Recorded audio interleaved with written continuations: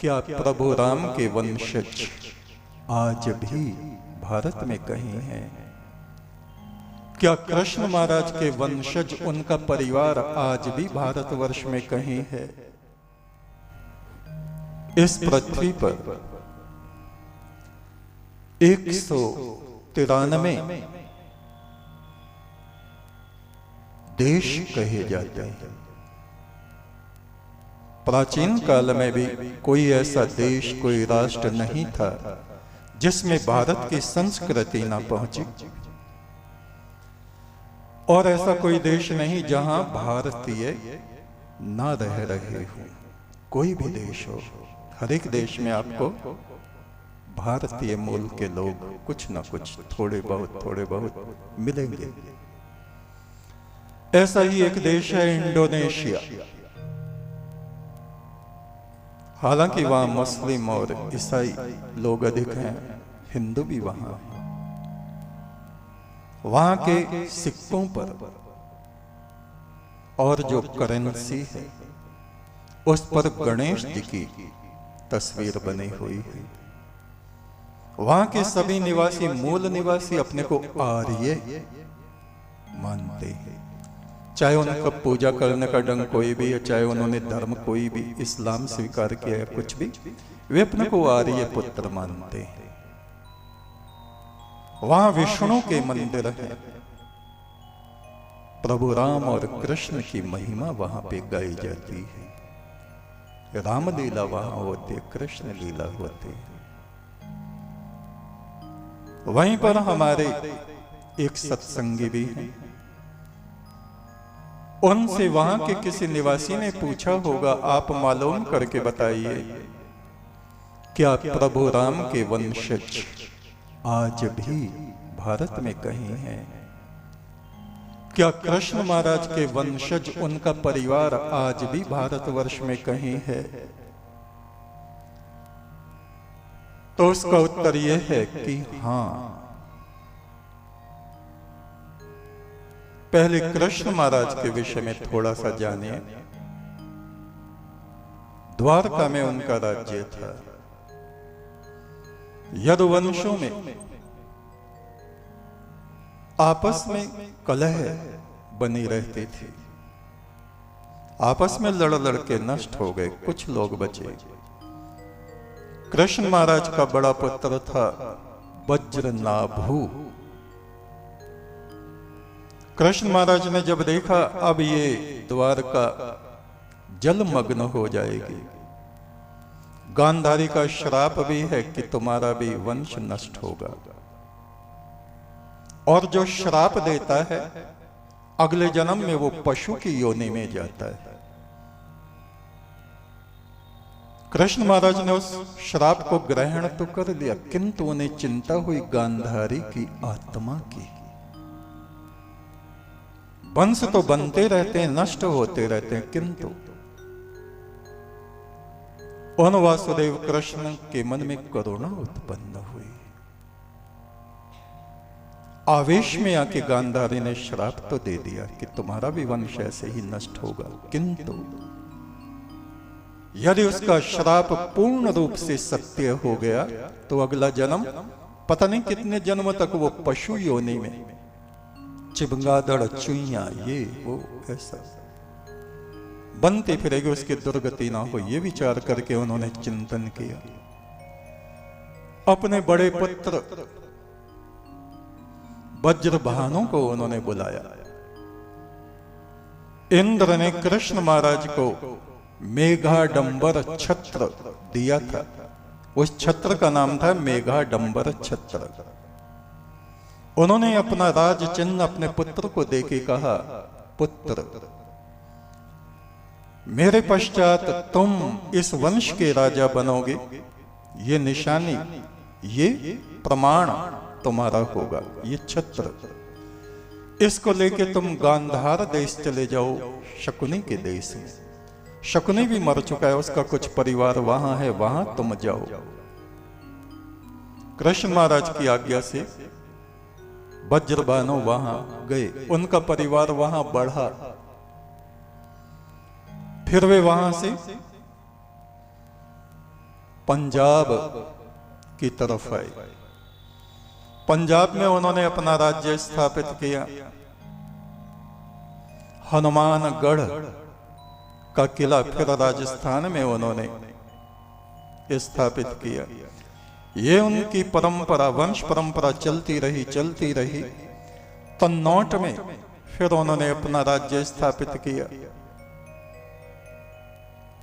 और उसके पश्चात जैसलमेर में सोनगढ़ का किला आज भी है। जैसलमेर, जैसल रावल नाम के उनके वंश में हुए उन्होंने मेरू पहाड़ी पर जैसल राजा के नाम से वो जैसलमेर का किला जो आज भी है। और वहां आज भी उस वंश के राजा हैं। वर्तमान में चेतन राज,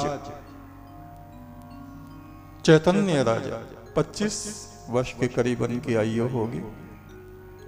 15 जनवरी 2021 में उनका राज्याभिषेक हुआ है और वो मेघाडंबर छत्र उनके यहां सुरक्षित रखा हुआ है, प्रमाण कि उनका ये राजवंश चलता चला रहा है, चलता आ रहा है।